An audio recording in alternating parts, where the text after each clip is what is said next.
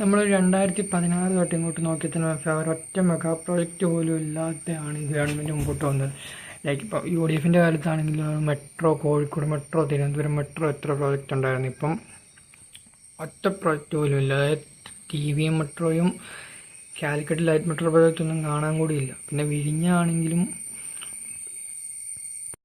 ഈ വൻകിട പ്രോജക്റ്റിൻ്റെ കാര്യം പറയുകയാണെങ്കിൽ തന്നെ ഈ വാട്ടർ മെട്രോ ഒക്കെ ഏതാണ്ട് 2020 തന്നെ ഫുൾ പ്രോജക്റ്റ് കംപ്ലീറ്റ് ആണ്ടായിരുന്നു. ഫുൾ പ്രോജക്റ്റ് എന്ന് പറയുമ്പോൾ ഏതാണ്ട് 75 ബോട്ട് ഉൾപ്പെടെ വരുന്ന പ്രോജക്റ്റ്.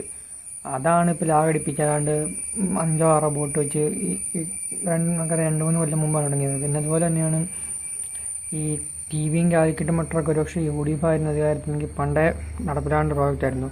ഇപ്പം കൊച്ചി മെട്രോയുടെ തന്നെ 2ാം ഘട്ടം ഇപ്പോൾ ഏതാണ്ട് ക്ലിയറാവുന്നേ ഉള്ളൂ. ഇതൊക്കെ എന്നേ തീരേണ്ട പ്രോജക്റ്റ് ആയിരുന്നു. അതുപോലെ തന്നെ സ്മാർട്ട് സിറ്റി നിർത്തി പൂട്ടിപ്പോയി. അതിന് ഇൻഫോ പാർക്കിൻ്റെ 2ാം ഘട്ടം ഇതൊക്കെ എങ്ങും എത്തിയില്ല.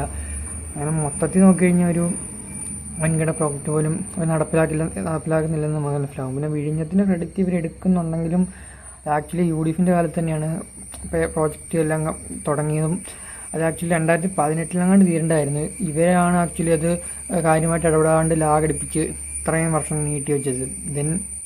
പിന്നെ നമുക്ക് നോക്കുകയാണെങ്കിൽ തന്നെ മനസ്സിലാകും ഈ NH-66ൻ്റെ ഡെവലപ്മെൻറ്റാണ് ഇവർ ഒരു ഹൈലൈറ്റ് ആയിട്ട് പൊക്കി കാണിക്കുന്നത്. പക്ഷേ ഇവരതിൻ്റെ സ്ഥലം ഏറ്റെടുത്ത് കൊടുത്തത് മാത്രമേ ഉള്ളൂ. 2020 അതും കേരളത്തിൽ ഇലക്ഷൻ വരുന്നതൊക്കെ പ്രമാണിച്ചാണ് 20,000 കോടി എങ്ങാണ്ട് കേന്ദ്ര ബഡ്ജറ്റ് അനുവദിക്കുന്നത്. അത് കഴിഞ്ഞാണ് ഇതിൻ്റെ പണി ശരിക്കും തുടങ്ങുന്നത് തന്നെ.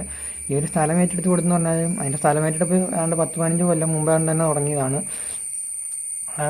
അത് നിങ്ങൾക്കത് ഓൾറെഡി ന്യൂസിലൊക്കെ അറിയായിരിക്കും. ദെൻ ഈ MK മുനീർ എക്സ്പ്രസ് വേ കൊണ്ടുവന്നപ്പോൾ സമരം ചെയ്തുകൊണ്ടിരുന്നവർ അന്നത് പിന്തുണയ്ക്കുമായിരുന്നെങ്കിൽ ഇപ്പം ഒരുപക്ഷെ ഈ 66നേക്കാളും നല്ലൊരു വഴി ഇവിടെ കണ്ടേനെ. അപ്പം അങ്ങനെ മൊത്തത്തിൽ നോക്കിക്കഴിഞ്ഞാൽ ഈ വൻകിട പ്രോജക്റ്റോ അല്ലെങ്കിൽ എന്താ പറയുക ആൾക്കാർക്കൊരു ഹോപ്പ് കൊടുക്കുന്ന തരത്തിലുള്ള പ്രോജക്റ്റോ ഒന്നുമില്ല. മൊത്തത്തിലൊരു മടുപ്പ് അവസ്ഥയിലാണ് ഗവൺമെൻറ് വന്നത്. അതിൻ്റെ കൂടെ തന്നെ അറിയാം കറപ്ഷനും ബാക്കി സകല പരിപാടികളും പൗരം പോലെ നടക്കുന്നുമുണ്ട്. മൊത്തത്തിൽ പറഞ്ഞാൽ ഒരു എന്താ പറയുക തോൽവി ഗവൺമെൻറ്റാണെന്ന് പറയേണ്ടി വരും എന്നുള്ള യാഥാർത്ഥ്യം.